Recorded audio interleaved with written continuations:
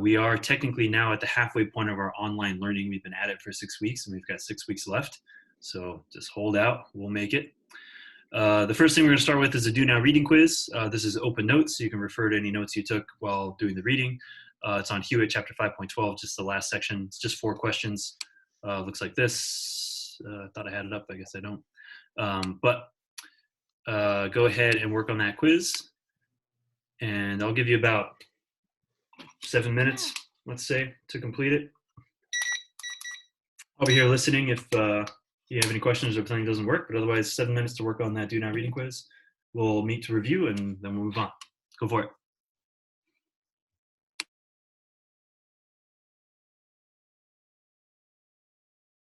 All right, how are we feeling that quiz? Let's take a look at the instant analysis that Canvas does. First question was satellite in elliptical orbit about Earth travels fastest when it comes. Correct answer is close to Earth, right? We kind of talked about that idea of what they call the slingshot, where it's circling around. So the closer it is to that gravitational source, faster it'll be going. And then as it swings out in its elliptical orbit, it slows down. Looks like most of you are feeling good on that. Satellite in Earth's orbit that does not experience any drag or friction, that was kind of the key part of that question, is mainly above Earth's. Correct answer was indeed atmosphere, right? Because there's no drag happening on it. I can see how both would be correct, but technically the gravitational field, that's what's keeping it in that elliptical orbit, right? Is that it's in Earth's gravitational field. If it was out of that gravitational field, it would have achieved escape velocity. It wouldn't be orbiting anymore. What is the minimum speed for a molecule on Earth to acquire that? So this is just asking you what is escape velocity for Earth. Yes, if you had it written down or remembered it from the lecture, it's 11.2 kilometers per second. 8 kilometers per second was achieving circular orbit. Does anyone know what you get if you're a little more than 8 kilometers per second? Was in circular orbit. What shape was it?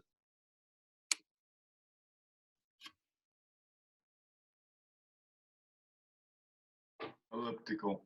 Elliptical orbit. And then does anyone know what the 42.5 kilometers per second is? Full line.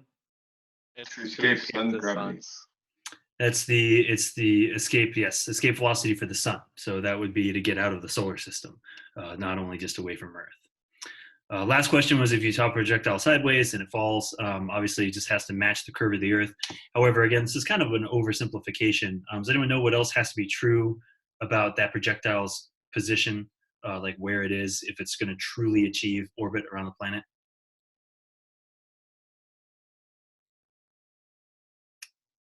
Think about again what it has to be outside of.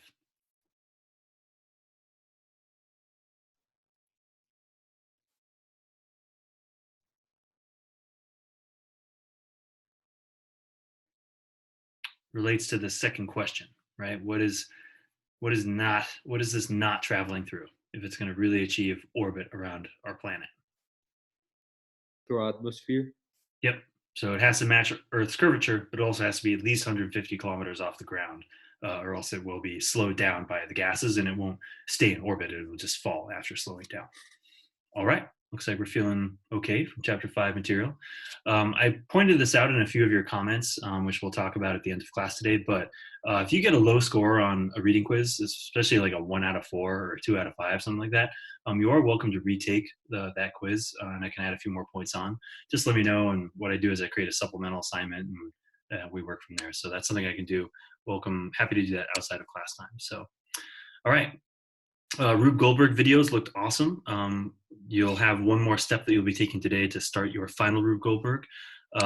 Definitely go check out some of the videos other people's posted. In particular, if you have not watched Cora's video, Cora, I love the energy that you have for your getting your machine to work. But they're all really awesome. Some of you do some really cool stuff, good use of different household items. So definitely check each other's videos out. You'll get some a little bit of inspiration from that, I think. The goal today is the goal this week is to get going on your final Rube Goldberg project, specifically just a plan. I want you to think about the 8 tasks that are recommended. You only have to do 4 of these. And I took a survey initially about this, but now I would like you to seriously think about what 4 of these tasks you would like your final machine to do, and start to think about what you have at home that could achieve this task, right? What would you use that you have around your house? But you'll be doing that as homework. Okay. What I want to move on to is just the main thing for today is talk about humans launching projectiles. We're actually very good at throwing things. And so I've got what's called a 1 minute think. And I just want you to consider the following question. I'll time this for a minute and then I'll activate this a poll everywhere to collect your thoughts. But the question is, why are humans so good at throwing?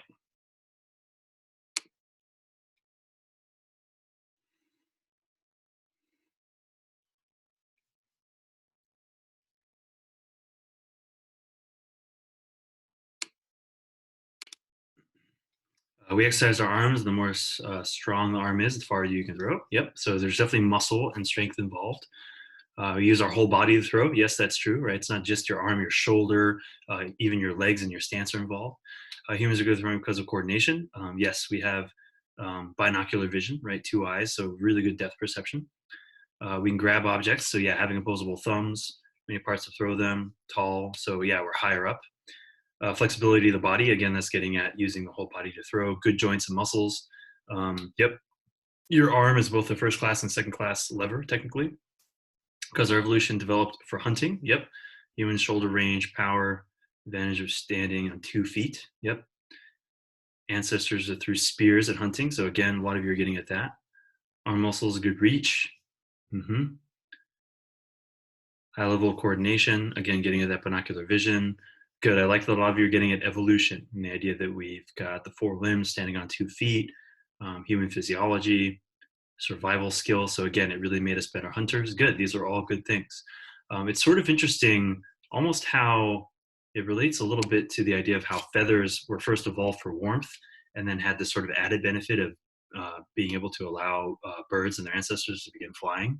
That a lot of our physical features that came from climbing, right? Having opposable thumbs to grab things, having multiple joints on our arms to rotate around, having wrists that rotate, have now benefited us now that we're walking upright. We're not living in trees anymore, but we're now able to throw things really well with that mechanism. So it's kind of interesting how one thing led into another. All right, so we're gonna watch looks like you all have good thoughts about that. We're gonna watch just a short video. It's an ed puzzle. So on the Canvas tasks list, this is the bottom part of task number 3. There's an ed puzzle video. Again, it's called How Throwing Made Us Human. So click on that. The video is about 4 minutes long. There's about 4 questions that you need to answer that are open, free response. If you can't get the ed puzzle to work, I know some people, it like freezes on the first question for some reason. I posted a link to just the video as well, so you can just watch that if you can't get the ed puzzle done. But otherwise, you should be able to work on that. So click on the link for the ed puzzle, work it through. I'll give us probably about 10 minutes to work on this. Hopefully it won't take that long. But again, I'm here listening if something doesn't work. Go for it.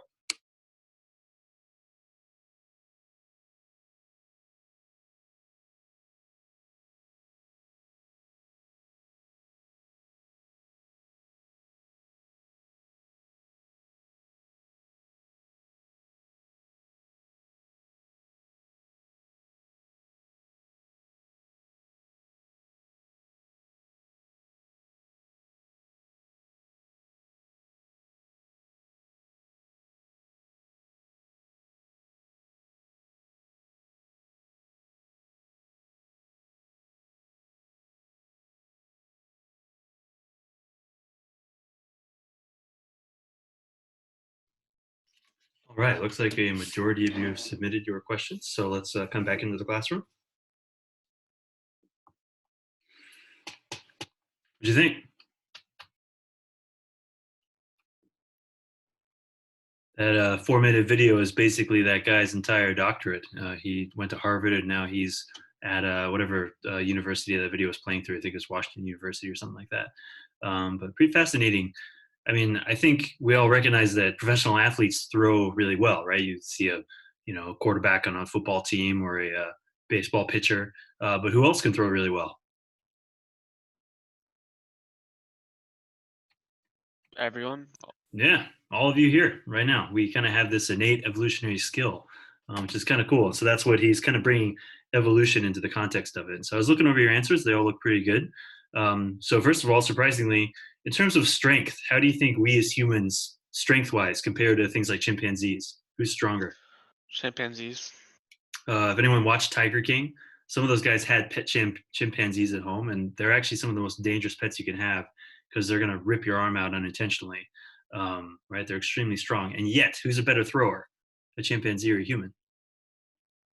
We are by like threefold. Yeah. So it kind of comes down to bone structure and skeleton, literally the way our shoulder blades and the way that our arms connect into our bodies and the way our bodies spin.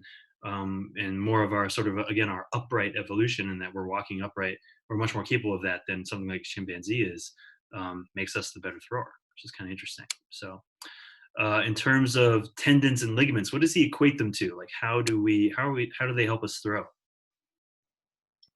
They hold energy like a slingshot, so like potential energy, right? Yeah. Imagine your whole shoulder and arm is made up of millions, literally millions of rubber bands that can all expand and contract. And I don't know about you, but if you've ever seen those freeze frame photos of baseball pitchers, what does their arm look like? Does that look normal? To me, it looks broken, right? Or that they're gonna break it. But it's because it's in that sort of elastic pullback mode and is eventually just gonna launch. And that's why they can get up to like 90 miles an hour because they're just swinging back. However, if you think about professional athletes, what's different about the way they're throwing versus our ancient ancestors? They're doing a lot more Yeah, in a very short way time period. way more times, like hundreds of times, sometimes for some pitchers if they're on the mound a long time, and also probably achieving speeds that are way higher than anything our ancestors were really trying to do. Right? They were throwing sharpened spears, not a ball.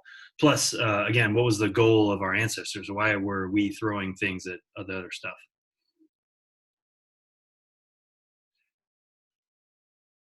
Oh, they were hunting. Yep, hunting and defense. Is the baseball pitcher trying to kill and eat the batter?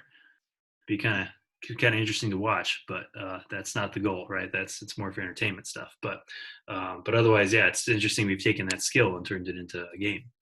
And so I kind of mentioned this earlier, but yeah, the projectiles. A lot of you listed that it was most likely stones, sharpened sticks, and spears, and was kind of a key moment in human evolution. And I'm reading a little bit about this from my grad school stuff. But yeah, it's basically Homo erectus, which is one of our ancestors, and Neanderthals probably as well. Some of them were like sharpened sticks and started throwing them at prey, and they were killing and eating a lot more animals, larger animals, getting a lot more body fat and things like that in their diet, which really allowed them to grow much larger brains, right? They had the excess energy to power their brain growth and figure out more tools, and that gave them sort of an evolutionary leg up. And our ancestors and other former hominin species that couldn't figure that out basically starved out. And now, look at us. Now we have extremely very good tool use. So kind of a key step in evolution, though there's some argument too about our ability to fish. Also kind of made a big difference there. But anyway, kind of interesting stuff. So I want to use the remainder of time to do an activity today, which is titled How Far Can You Throw? And this is more an exploration of how angle and the angle of release when you're throwing something can alter the how far you can throw something. But we're now on step number 4 right here, activity. How far can you throw? There's 2 things that you're going to be working on. The first is a Canvas quiz. Looks like this. There's about 6 questions to answer, I think. And instructions are in each part as well as in the beginning. And there's also a Flipgrid assignment that I'd like you to do. Again, I have the instructions. I also have an instructional video. The gist of it is you're going to be getting a projectile and either going outside or staying inside, but throwing it 3 times at 3 different angles as pictured here. 15 degrees, which is pretty much horizontal, 45 degrees, which is halfway between horizontal and vertical, and 75 degrees, which is pretty much vertical, just a little bit of forward. And so the first thing you'll do is make a prediction, right? Which one do you think, if you're throwing with the same amount of force, which one will go farthest? And then you'll go ahead and test that. You'll do it 3 times just because that's a good way to do the experiment, but you only need to film yourself doing it once for the Flipgrid. And then once you've done it, you can fill in the answers on the Canvas quiz. So I'll give you the next 20 minutes to work on that. I think it's plenty of time to at least get your Flipgrid video made and to start working on the quiz. Again, all the instructions are right here under task 4, so just read through them. Let me know if you have questions or if a link isn't working or something like that. But otherwise, go for it, and we'll meet again in 20 minutes.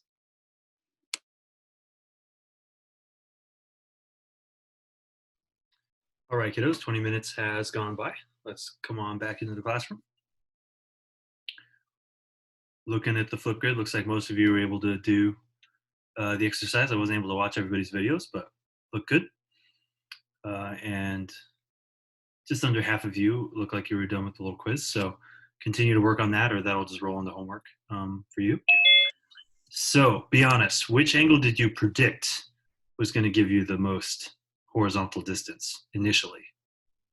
45. 45. 45? Anyone go with anything different? I said 15. 15? Yeah, that was kind of my initial thinking at first. Again, just thinking about professional athletes. Do baseball pitchers throw at 45 degrees?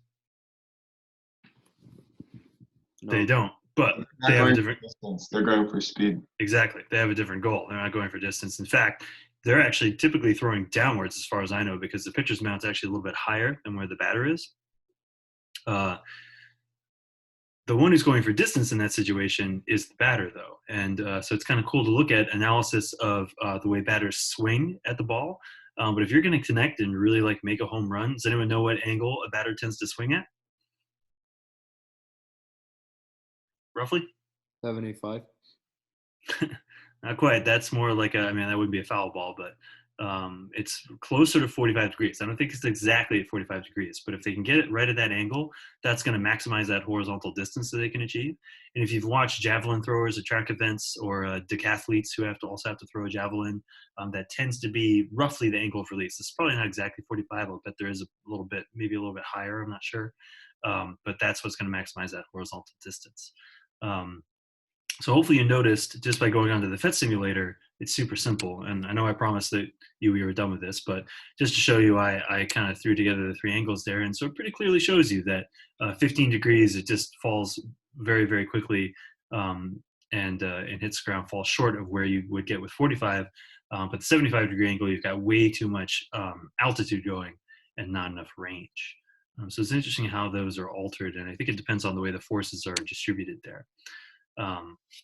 So kind of cool. But again, I think your brain is able to make very accurate decisions about what angle to launch a projectile at in order to hit something, right? If you think about what basketball is all about, that's what basketball is, right? It's getting the angle right, getting the amount of force right to make something like a free throw. The story that I wanted to tell was back when I was in the Peace Corps, I was living in West Africa in a rural village for 2 years. And so I made a garden in the back compound, just growing vegetables and stuff. And I worked super hard. I got it all fertilized, and there were chickens in the compound. And I don't know if you know this about chickens, but chickens, they scratch the ground and they look for insects, right? That's how they eat. So they scratch, scratch, look, scratch, scratch, look. And these chickens would get into my garden and they would scratch out all of the fertilizer from my garden beds because it was moist and there's a lot of insects in there. And it was super annoying because then I would have all the ground outside of my garden bed would be fertilized and my garden bed wasn't fertilized. And so I built a fence around the garden, and one day I came home and the chickens had still gotten in there and I was so mad. I chased them out. And as they're all running away, I picked up a rock and I was like, that's it. I'm just going to throw this and scare them. And there's a chicken running along the fence, along the perimeter. And so my brain, again, I was just so mad, did the math. I threw the rock ahead of the bird and just nailed it, like in the head, this chicken. It was crazy. And I panicked because I was living with a Muslim family, and Muslims won't eat any animal. They won't eat the meat if it hasn't been ritually slaughtered, right? They have a special way they do it. They have to face east. They have to like kiss the knife. And so I'm running around looking for my host father, trying to like get them to do this so that the chicken doesn't go to waste. But luckily when we came back, it was fine. It was up and walking around. I don't know, I probably concussed it or something. I'm sure it wasn't good for it. But you know, I didn't play baseball in high school. I didn't do any of that stuff. And yet I was still able in that angry moment to pretty accurately hit a moving target in that moment. So it kind of shows you we have this innate ability because it was our survival. Our ancestors were better able to hunt and better able to develop their brains because they were eating more food. And so here we are. It's kind of interesting. So, okay. So again, finish that up if you have not done so. That'll be part of your homework. And the last thing I want to talk about today is also going to be homework for you, which is we have released what we're basically calling the spring midterm comments. It's the last thing there on the list. So the homework for Wednesday is there's a little quiz I'd like you to fill out for the final Rube Goldberg getting your plan going. here's what the survey looks like. It's just 2 questions. The first is, what are the 4 tasks you want your final machine to do out of the choice of 8 that you have? And again, you can change your mind about this. This isn't set in stone, but I want you to try to make a decision now and work towards that. The second question is in asking for each of those tasks, what do you have at home that could help you to achieve that? And this will get you sort of hopefully thinking about how you're going to put your machine together. The other 2 tasks are the classwork we just did. So if you haven't posted your Flipgrid video or finished the Canvas quiz about how far you can throw, make sure you to do that. The last thing is that you have your Sprig midterm comment has been shared with you. And so grades haven't been reported as far as I know, but I included grades with my comments. I put a little video here about how to access it, but I also just want to walk you through that now really quickly. You just need to access your Google Drive. If you don't know how to do that, you just go to the little waffle, click on Drive. And you're going to want to look in the Shared with Me folder or category. So you have these options over here on the left. Click on Shared with Me, and there's a whole bunch of files that'll be in there. But what you're looking for is a file that looks like this. It'll have your last name, first name, and then a little code, specifically 523-2.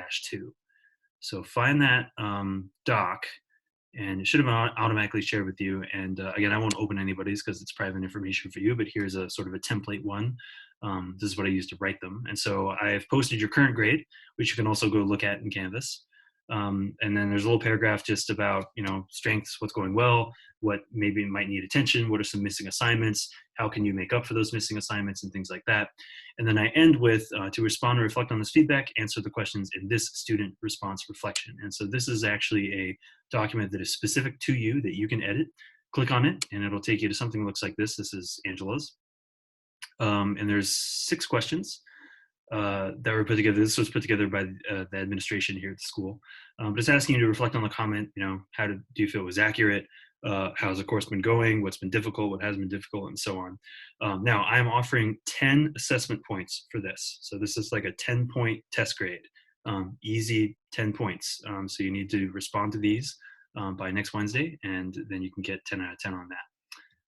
And let me know if you are not able to access that document or can't find it or something like that. But it should be available to you. So, all right. Any questions on any of that?